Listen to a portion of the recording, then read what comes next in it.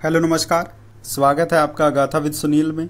आपने अभी तक गाथा विद सुनील को सब्सक्राइब नहीं कर रखा है तो कृपया सब्सक्राइब करिए गाथा विद सुनील को। जीवन को बेहतर तरीके से जीना है तो कोई भगवान श्री कृष्ण से सीखे। श्री कृष्ण कहते हैं कि साधारण मानव बनना बहुत ही असाधारण काम है। आपको अपने कर्मों को इस तरह से मैनेज करना है कि आपका जीवन सुंदर बन सके। तो आइए जानते हैं भगवान श्री कृष्ण से 10 मैनेजमेंट टिप्स। नंबर 1, मैनेजर या बॉस। भगवान श्री कृष्ण ने कई लोगों से काम करवाया, लेकिन मैनेजर या बॉस बनकर नहीं। भगवान श्री कृष्ण की बात हर कोई मानता था, क्योंकि वे किसी के बॉस नहीं थे और ना ही वे तानाशाह थे। वे जब द्वारिका में राजा थे तो उन्होंने कभी भी राजाओं जैसा व्यवहार नहीं किया। वे तो लोगों के मित्र, सलाहकार और सहयोगी थे। उन्होंने कभी भी अपनी शक्ति का दुरुपयोग नहीं किया। उन्होंने टीम वर्क पर फोकस किया, तभी तो पांडव जीत पाए। नंबर 2, व्यापक सोच। जीवन तो बहता पानी है। हर पल ज्ञान बदल रहा है, लोग बदल रहे हैं और उनकी सोच भी बदल रही है। श्री कृष्ण कहते हैं कि आप जो भी कर रहे हैं उसको लेकर आपका विजन व्यापक होना चाहिए। पहले अच्छी तरह से सोच लें, समझ लें, फिर कोई कार्य या व्यवहार करें। दूर तक देखने और सोचने की आदत डालें। व्यापक सोच का मतलब यह भी है कि क्रांतिकारी विचार रखते हुए किसी भी बंधी बंधाई लीक पर नहीं चलें। परिस्थितियों के अनुसार प्रयोग करें, रिस्क उठाएं और अपनी भूमिका बदलें और सारथी तक भी बनने के लिए तैयार रहें। नंबर 3 है निष्काम कर्म करिए। भगवान श्री कृष्ण कहते हैं कि कर्म करना हमारे हाथ में है, लेकिन उसका परिणाम क्या होगा यह हमारे हाथ में नहीं है। यदि आप 100% अपना कर्म नहीं करते हैं तो फिर 100% फल की आशा भी ना करें। जो व्यक्ति यह सोचकर कर्म करता है कि मुझे अपना पूरा 100% देना है, वही मनचाहा परिणाम भी पा सकता है। ऐसा कोई कर्म नहीं है जिसका फल नहीं मिलता हो। परिणाम की चिंता से कर्म नहीं करना अकर्मण्यता है। इसीलिए निष्काम कर्म करिए। अपनी ड्यूटी निभाने का सबसे अच्छा तरीका निष्काम कर्म ही है।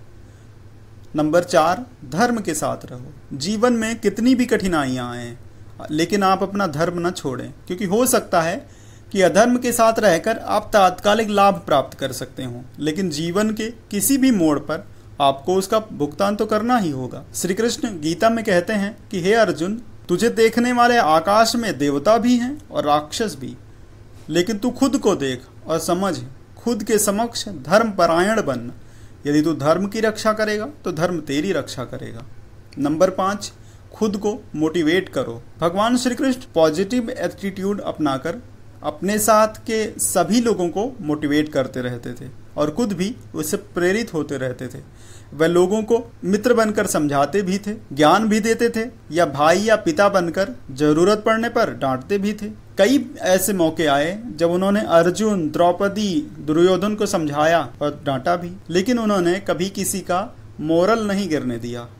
उन्होंने अपने शत्रुओं से भी बराबर व्यवहार बनाए रखा। नंबर 6, मानसिक नियंत्रण। कब कौन सी बात कहाँ कहनी है, कहाँ नहीं कहनी है, ये समझना बहुत जरूरी है। इसे कहते हैं वाणी नियंत्रण। उसी तरह शक, संदेह, अविश्वास, निराशा, क्रोध, लालच, इन पर भी नियंत्रण सीखना होगा। गीता में श्री कृष्ण ने इस तरह के तमाम दुर्गुणों से बचने के लिए उपदेश दिया है। जो व्यक्ति अपनी बात पर कायम रहता है, जीत उसका पीछा कभी नहीं छोड़ती। वो अपने हर कार्य में सफल होता है। नंबर 7, सम्मान और आदर। भगवान श्री कृष्ण हर तरह से शक्तिशाली थे, लेकिन उन्होंने कभी भी अपनी शक्ति का प्रदर्शन नहीं किया। वह अपने गुरु, माता पिता और बड़े भाई के साथ ही अपने से बड़े पुरुषों का आदर करते रहे और उनका चरण स्पर्श भी करते रहे। जो लोग अपने माता पिता व गुरु का आदर करते हैं वे प्रशंसा के पात्र बनते हैं। इसीलिए सदैव बड़ों के साथ आदर व सम्मान के साथ पेश आना चाहिए। इसलिए सदैव बड़ों का आदर व सम्मान करना चाहिए। नंबर 8, संकट का समय खुद को सिद्ध करने का समय। संकट के समय ही यह सिद्ध करने होता है कि आप योग्य हैं, काबिल हैं। संकट चाहे खुद पर आया हो या फिर मित्र पर, आपके संस्थान पर आया हो, उस समय भी आपको ही डटकर मुकाबला करना है। संकट के समय पलायन करने से धर्म का त्याग हो जाता है। Number 9, master strategy. अगर पांडवों के पास भगवान श्री कृष्ण की तरह मास्टर स्ट्रेटजी ना होती तो पांडवों का युद्ध में जीतना बहुत ही मुश्किल हो जाता। इसीलिए कोई भी जरूरी कार्य करने से पूर्व उसकी एक डिटेल्ड योजना बनाना बहुत आवश्यक है। योजनाओं को अपडेट करते रहना भी जरूरी है। योजनाओं के बगैर कार्य ही नहीं, जीवन भी असफल सिद्ध होता है। ये वैसे ही है जैसे आप घर बना रहे हैं और बिना नक्शे के बनाना शुरू कर दीजिए। नंबर 10, उद्देश्य सही है तो रास्ता कैसा भी हो। कहते हैं कि सीधे रास्ते से सब पाना आसान नहीं होता। ऐसे में धर्म यह कहता है कि यदि उद्देश्य सही है तो टेढ़ा रास्ता भी अपनाया जा सकता है, खास तौर पर जबकि आपके सामने अधर्म का पलड़ा भारी हो। ऐसे में कूटनीति का रास्ता अपनाएं। भगवान श्री कृष्ण के आचरण से अगर ये हम 10 बातें सीखते हैं तो ये हमारे जीवन को एक नई दिशा देंगी। उस दिशा से हमारा जीवन बदल जाएगा। उम्मीद कर रहा हूँ आपको गाथा विद सुनील की ये गाथाएं पसंद आ रही हैं। अगर पसंद आ रही हैं तो सब्सक्राइब अवश्य करें और अपने मित्रों को भी शेयर करें, जिससे अधिक से अधिक लोग लाभ उठा सकें।